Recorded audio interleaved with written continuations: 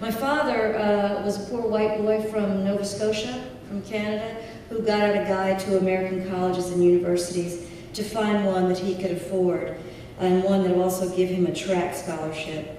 And he landed upon Kentucky State College without quite really knowing that it was a black college, a thing that he found out once he arrived and stayed and met my mother. One of the stories that I love that my parents have both told me about their meeting is that in the mid-60s, the Righteous Brothers had come out. I'm sure some of you know You Lost That Love and Feeling, a couple other Righteous Brothers songs. Maybe some of you don't, but it's retro, so I figure you might. So all the women in my mother's dorm were really excited because all of a sudden there was these really beautiful voices, and they were convinced that these soulful voices had to belong to black men. And they were really excited because the Righteous Brothers were going to appear on one of the TV variety shows. So all the women in my mother's dorm gathered around the TV to watch the Righteous Brothers. And of course, out come a couple of white boys with these deep voices at the exact same moment that my father went jogging by the window. Love at first sight. Early evening, Frankfurt, Kentucky. It is 1965. I am not yet born, only a fullness beneath the empire waist of my mother's blue dress. The ruffles at her neck are waves of light in my father's eyes. He carries a slim volume, leather-bound, poems to read as they walk.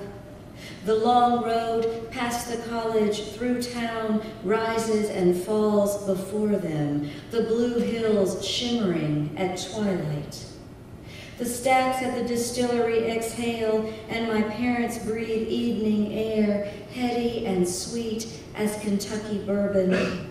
They are young and full of laughter, the sounds in my mother's throat rippling down into my blood.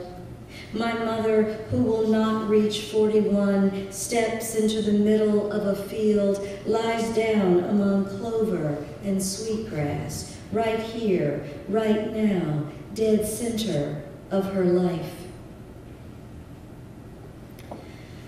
So when they met, it was still illegal in over 20 states in the country for an interracial couple to get married. And so they certainly couldn't do it in Mississippi or in Kentucky. So they had to go to Ohio to get married. I often, when I read this poem, mention that what might seem like a long time ago to some of you should not, because only about 12 years ago in the state of Alabama did they vote to remove the anti-miscegenation laws from the books. And though they did get rid of them, about 40-some% wanted to keep them, so that at least symbolically it could be said that parents like mine couldn't be married legally and people like me born legally in the state. Miscegenation. In 1965, my parents broke 2 laws of Mississippi. They went to Ohio to marry, returned to Mississippi. They crossed the river into Cincinnati, a city whose name begins with a sound like sin, the sound of wrong, miss in Mississippi. A year later, they moved to Canada, followed a route the same as slaves, the train slicing the white glaze of winter, leaving Mississippi. Faulkner's Joe Christmas was born in winter, like Jesus, given his name for the day he was left at the orphanage, his race unknown in Mississippi. My father was reading War and Peace when he gave me my name. I was born near Easter, 1966, in Mississippi. When I turned 33, my father said, "It's your Jesus year. You're the same age he was when he died. It was spring, the hills green in Mississippi." I know more than Joe Christmas did. Natasha is a Russian name, though I'm not. It means Christmas child, even in Mississippi.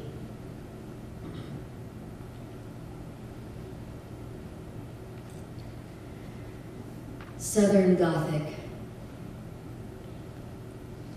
I have lain down into 1970, into the bed my parents will share for only a few more years. Early evening, they have not yet turned from each other in sleep, their bodies curved, parentheses framing the separate lives they'll wake to. Dreaming, I am again the child with too many questions, the endless why and why and why my mother cannot answer, her mouth closed, a gesture toward her future, cold lips stitched shut. The lines in my young father's face deepen toward an expression of grief. I have come home from the schoolyard with the words that shadow us in this small southern town. Peckerwood and nigger lover, half-breed and zebra, words that take shape outside us. We're huddled on the tiny island of bed, quiet in the language of blood, the house unsteady on its cinder block haunches, sinking deeper into the muck of ancestry. Oil lamps flicker around us, our shadows, dark glyphs on the wall, bigger and stranger than we are.